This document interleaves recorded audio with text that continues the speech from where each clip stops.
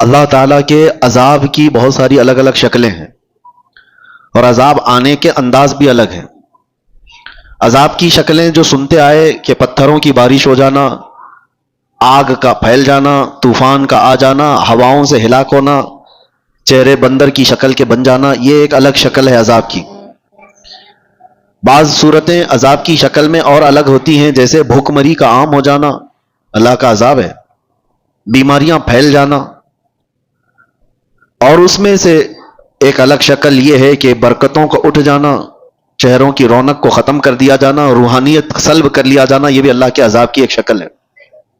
آنے کے جو انداز ہیں، عذاب دو قسم سے آتا ہے، کبھی انڈیویجول تنہا تنہا کوئی آدمی عذاب میں مبتلا ہو جائے، اور کبھی اجتماعی عذاب پوری قوم عذاب میں مبتلا ہو جائے۔ دو طریقے ہیں، عذاب کی شکلیں بھی میں نے بتائی اور عذاب کے آنے کے انداز دو قسم کے ہیں۔ مخصوص لوگ عذاب میں مبتلا ہو جائیں یہ بھی ہو سکتا ہے، اور کبھی اجتماعی طور پر بڑی جماعت عذاب میں مبتلا ہو جائے یہ بھی ہو سکتا ہے۔ مخصوص لوگ جو عذاب میں مبتلا ہوتے ہیں ان کے اپنے افعال ہو سکتے ہیں، لیکن اجتماعی عذاب جلدی نہیں آتا۔ اجتماعی عذاب اللہ تبارک و تعالیٰ کا فوراً اس طرح سے نہیں آتا۔ اس کی وجوہات جو بیان کی گئی ہیں کہ اجتماعی عذاب کبھی آتا ہے کسی قوم پر تو اس کے کارن کیا ہیں، اس کے ریزنز کیا ہیں؟ تین چیزیں بتائی گئی ہیں محدثین نے اور شارحین نے۔ پوری قوم عذاب میں مبتلا ہو جاتی ہے تو تین اسباب اس کے بڑے ہیں، بڑے کارن۔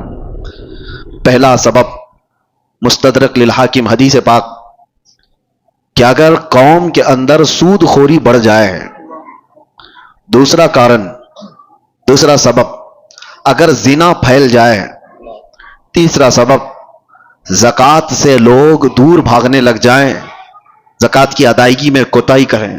تو فرمایا گیا یہ تین اسباب ایسے ہیں جس سے اللہ تعالیٰ کا اجتماعی عذاب قوم پر آتا ہے، اجتماعی عذاب کے وہ لوگ شکار ہو جاتے ہیں۔ یہ تین چیزیں جب کسی قوم میں پھیلتی ہیں تو پوری قوم عذاب میں مبتلا ہو جاتی ہے۔ آج ہم دیکھ رہے ہیں کہ اجتماعی طور پر لوگ اگرچہ پتھروں کا عذاب نہیں دیکھ رہے ہوں گے، آسمان سے آگ برسنے والا عذاب نہیں دیکھ رہے ہوں گے، زمین کے پھٹ جانے اور دھس جانے کا عذاب نہیں دیکھ رہے ہوں گے، لیکن ایک عذاب تو ہم دیکھ رہے ہیں کہ ہمارے اندر سے روحانیت غائب ہو چکی ہے۔ یہ عذاب تو ہے۔ اجتماعی عذاب کے جو لوگ شکار ہوئے ہیں، یہ ضروری نہیں ہے کہ آگ کے گولے برسیں اور پتھروں کا عذاب آئے، وہ پچھلی قوموں پر ہوتا رہا، لیکن فی زمانہ ہم جو اس عذاب کے شکار ہوتے ہیں اس میں سے جو ہم دیکھ رہے ہیں برکتوں کا اٹھ جانا، چہروں کے رونق کا ختم ہو جانا، روحانیت ہماری سلب کر لی جائے، اور سب سے بڑی بات یہ ہے کہ اللہ کا سب سے بڑا عذاب کیا ہے؟ اللہ کا سب سے بڑا عذاب یہ ہے کہ جیتے جی ایمان کی دولت چھین لی جائے۔ یہ سب سے بڑا عذاب ہے۔ موت تو ایک بار آئے گی، لیکن ایمان کے بغیر مر گیا تو آخرت میں ہمیشہ اسے دوزخ ہے، ہمیشہ کی جہنم میں جائے گا۔ وہ سب سے بڑا عذاب ہے۔ ڈر اسی بات سے ہے کہ جیتے جی ہماری بدکاریوں کی وجہ سے ایمان کی دولت تو نہ چلی جائے۔ آج بے حیائیوں کا جو سیلاب آیا ہوا ہے، نظام درہم برہم ہو چکا ہے۔ میں ان دو وجوہات پر تھوڑی سی گفتگو کروں گا۔ آج جمعہ میں بھی میں نے آپ سے یہ گفتگو کیا تھا کہ دل میں کانٹے چبھ رہے ہیں، کلیجہ منہ کو آتا ہے جب حالات اپنے محلوں کے اس طرح کو سننے میں آتے ہیں کہ بدکاریاں اتنی بڑھ گئی کہ بھائی اور بہن کی تمیز ختم ہو چکی ہے۔ ایک باپ اپنی بیٹی سے مسلسل 12 سال تک زنا کرتا رہا۔ یہ حالات ہم سنتے آ رہے ہیں، تو کیا کلیجہ منہ کو نہیں آتا؟ یہ چیزیں پیدا کہاں سے ہوتی ہیں؟ انسان اس قدر درندگی کا شکار کب بنتا ہے، ایسا حیوان کب بنتا ہے؟ مین ریزن کیا ہے؟ انسان کے سود خوری کے سلسلے میں بعد میں عرض کرتا ہوں، لیکن بے حیائی جو ہے، بدکاریاں، آپ نے کبھی محسوس نہیں کیا ہوگا کہ کتا اپنی مادہ کے ساتھ اگر جوڑا کھاتا ہے تو آپ کبھی اس کا رشتہ تھوڑی نہ پوچھتے ہیں کہ یہ بہن کے ساتھ ہے کہ ماں کے ساتھ ہے؟ ان کے ہاں کوئی نظام نہیں ہے۔ جب جانور بڑے ہو جاتے ہیں تو ماں اور بچوں کا بھی فرق ختم ہو جاتا ہے، لیکن کیا وہی چیز انسانوں میں آپ برداشت کر پائیں گے؟ اپنے معاشرے میں، اپنے محلوں میں، اپنے گھروں میں، اپنے خاندانوں میں یہ چیز برداشت کر سکتے ہیں؟ عقل سلیم کبھی برداشت نہیں کرے گی۔ لیکن ہم دیکھ رہے ہیں کہ برداشت کیے جانے کی عادت آ گئی لوگوں کو، یہ سب دیکھ کر کے ہنس کر کے گزر جاتے ہیں۔ اب تو بڑے بڑے حادثات پر آپ صرف اور صرف ایک سٹیٹس دن بھر لگائیں گے، اس کے بعد ہو گیا، بڑے بڑے حادثات صرف اور صرف ایک دن کی نیوز بن کر کے ختم ہو جاتے ہیں۔ یہ انسان کی درندگی یہاں تک جو آتی ہے، اس کے کچھ اسباب تو ہمیں ڈھونڈنا چاہیے کہ کیوں اس طرح سے انسان بے حیا ہو گیا۔ سب سے پہلا ریزن ہے اس کے رزق کا، اس کے کھانے کا۔ گاڑی میں جیسا پیٹرول ڈالو گے ویسی ہی گاڑی چلے گی۔ ایک ٹنکی ہے چھت پر رکھی ہوئی ہے، اس پر جیسا پانی آپ فل کرو گے، نیچے جس ٹوٹی کو بھی کھولو گے پانی وہی آئے گا جو ٹنکی میں ہوگا۔ رزق حلال اگر جسم کے اندر جاتا ہے تو اس کے اعضاء سے حلال کام ہوں گے۔ حرام رزق کا آج اتنا دور دورہ ہو گیا ہے کہ لوگوں نے اب احتیاط کرنا بھی چھوڑ دیا۔ یہ جو زبان کا چسکا ہے نا، آج مسلمانوں سے میں گفتگو کر رہا ہوں، دوسروں کو مت دیکھیں آپ کون کیا کھا رہا ہے۔ یہ زبان کی شہوت تمہیں آزاد اتنا کر گئی ہے کہ تم ہر چیز کھانے پر تیار ہو گئے۔ پہلے کے دور میں لوگ بچتے تھے، نان ویج کھانا ہے، گوشت کھانا ہے، تو کتنی تحقیقیں ہوتی تھی کہ کہاں سے آیا، کس کا ہے، کون دیا ہے۔ آج کچھ بھی نہیں۔ ہمارے بچوں کے سامنے تو مسئلے بھی نہیں رہ گئے۔ جو فاسٹ فوڈ کے ایسے عادی ہو گئے، ان کو راستہ چلتے ہوئے جو بھی شاورما ملا، پیزا ملا، برگر ملا، لے کے اس کو کھانا ہی ہے۔ تمہیں پتا ہے، میں جانتا ہوں کئی ایسے لوگوں کو جو کہتے بھی ہیں کہ ہم مردہ مرغیوں کو بیچتے ہیں، مری ہوئی مرغیاں 10 روپے کلو میں لا کر کے اس کا وہ بنا کر کے بیچتے بھی ہیں کئی ایسے لوگ۔ اگر دوسری قوموں کے ہاں ذبیحہ کا مسئلہ ہی نہیں ہے تو وہ جو کھائیں ہمیں اس سے فرق نہیں پڑتا، لیکن تمہارے لیے رزق کا بہت فرق پڑتا ہے۔ حرام رزق کا ایک لقمہ جب کسی کے پیٹ میں جاتا ہے تو میرے عزیزوں کئی دنوں تک اس کی کوئی عبادت آسمانوں تک نہیں جاتی، اس کی دعائیں قبول نہیں ہوتی۔ موسیٰ علیہ السلام ایک بار کوہ طور پر جا رہے تھے، ایک بندے کو اتنا روتے ہوئے دیکھا، ہاتھ لمبے کر کر کے، اس پر آپ کو ترس آ گیا۔ آپ کوہ طور پر جا کر اللہ سے اس کی سفارش کرتے ہیں کہ مولا اس کی دعائیں پہلے قبول کر لے۔ رب تعالیٰ فرماتا ہے موسیٰ وہ مانگتے مانگتے مر جائے، ہاتھ پھیلاتے پھیلاتے آسمانوں تک بھی لائے، تب بھی میں اس کی دعا نہیں قبول کروں گا۔ موسیٰ علیہ السلام ڈر گئے کہ ایسا کیا گناہ کیا اس نے؟ تو اللہ تعالیٰ فرماتا ہے کہ اس کے پیٹ میں حرام لقمہ ہے، اس کے جسم پر حرام لباس ہے، جب تک یہ ہوگا اس کا رونا گڑ گڑانا میں نہیں دیکھوں گا۔ آپ کیا سمجھتے ہیں یہ ہلکا ہے؟ یہ چیز کے کنٹرول ختم ہو گیا ہے، جس کی وجہ سے بے حیائیاں عام ہو گئیں، بدکاریاں پھیل گئیں، لوگ آج تمیز بھول گئے۔ کئی ایسے نوجوانوں کو دیکھا ہے، ان کو کوئی خوف ہی نہیں رہ گیا، ڈر ہی نہیں رہ گیا۔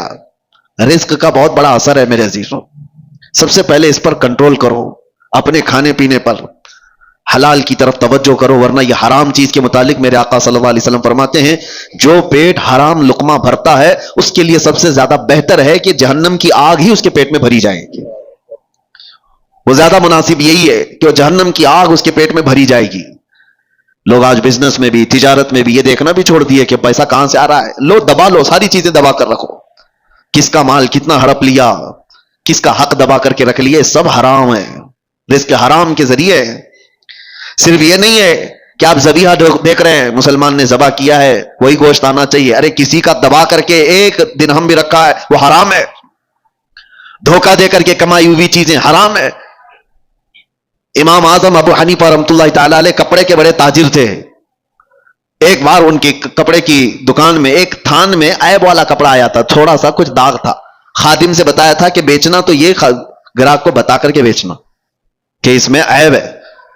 امام اعظم ابو حنیفہ چھوٹے موٹے تاجر نہیں تھے، بہت بڑے تاجر تھے۔ شام کو ان کا خادم آیا، اس دن جانتے ہو تقریباً 4 لاکھ درہم کی تجارت ہوئی تھی۔ سب سے پہلے آپ نے سوال کیا کیا وہ عیب والا جو کپڑا تھا وہ تھان بک گیا؟ اس خادم نے کہا ہاں بک گیا، وہ تو صبح ہی بک گیا۔ کہا بتایا تھا؟ کہا ارے میں بھول گیا تھا۔ امام اعظم نے کہا کہ یہ 4 لاکھ پورے کے پورے بانٹ دو، اس میں کا 1 روپیہ بھی میرے لیے حلال نہیں ہے۔ میرے عزیزو یہ ائمہ اعظام تھے جنہوں نے شک والی چیز کو بھی اپنے گھر آنے نہیں دیا، شک والی چیز بھی۔ میں پڑھ رہا تھا اس سے قبل ایک بات، شاید آپ کے سامنے میں نے اس کو شیئر کیا ہے، بیان کیا ہے۔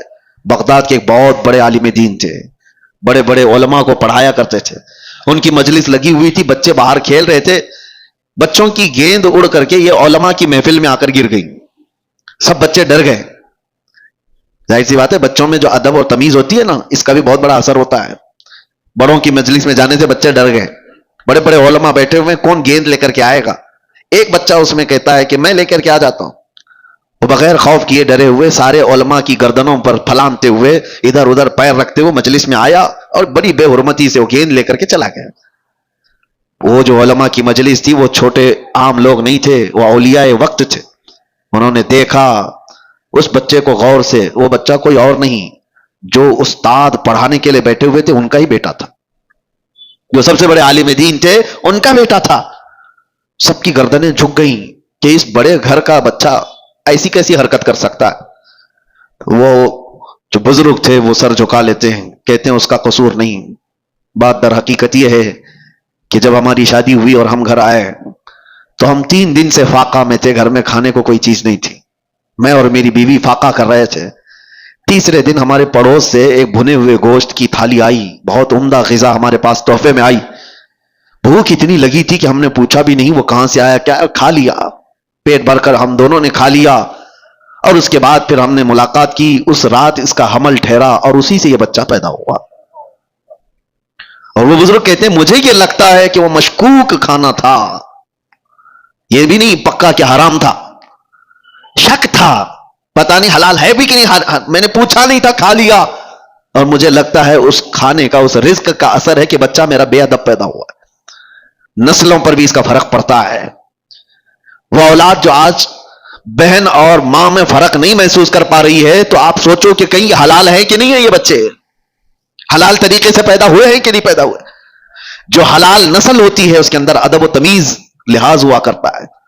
بچوں کو پہلے ایسی پرکھا جاتا تھا، خاندان کون سا ہے یہ بھی بچوں کے اخلاق و آداب سے سمجھ میں آتا تھا، بچوں کے بولنے کے انداز سے سمجھ میں آتا تھا کہ خاندانی ہے یا نہیں ہے. آج وہ ساری چیزیں ختم ہو گئی، سارے کے سارے ویسے ہی ہیں. بات کرو تو گالی کے لہجے سے بات کرو. چھوٹے چھوٹے سے بچوں کو سنا ہے کہ ماں بہنوں کی گالیاں دیتے ہیں. یہ کہاں سے ان کے اندر یہ چیزیں آئیں؟ ماں باپ سے میں کہتا ہوں آپ بھی اپنے رزق کا تھوڑا احتساب کرو، جائزہ لو کہ حلال طریقے سے کھا کر بچے پیدا کیے یا پھر اسی طرح حرام رزق پر. اور اگر حرام رزق سے ہی یہ نسل آئی ہے تو ہمارے لیے بڑا چیلنج ہے، بہت بڑا چیلنج ہے. یہاں جہاں سے ان برائیوں کی شروعات ہو رہی ہے وہاں جا کر کے ہمیں اصلاح کی ضرورت ہے. اس لیے میں گفتگو کر رہا ہوں. بگڑے ہوئے ماحول کو ہم نصیحتوں سے سنبھال تو سکتے ہیں تھوڑی دیر کے لیے، لیکن جہاں سے لیکیج ہے وہاں تو روکنے کی ضرورت ہے. کہاں سے یہ لیکیج ہے، کہاں سے یہ چیزیں چل رہی ہیں؟ رزق سب سے پہلے. جسم کے اندر بے حیائی پیدا کرنے والی سب سے بڑی چیز اس کا رزق ہے. زبان جو لذتوں کی شکار ہے یہ شہوت ہے، کبھی اس کو آپ سیراب نہیں کر سکتے. زبان جب کسی کی آزاد ہو جائے کھانے پینے میں تو سمجھ لو کہ اس کا شرمگاہ پر بھی کنٹرول ختم ہو جاتا ہے، اس کی اپنے شرمگاہ پر بھی اس کی حفاظت نہیں ہو پاتی.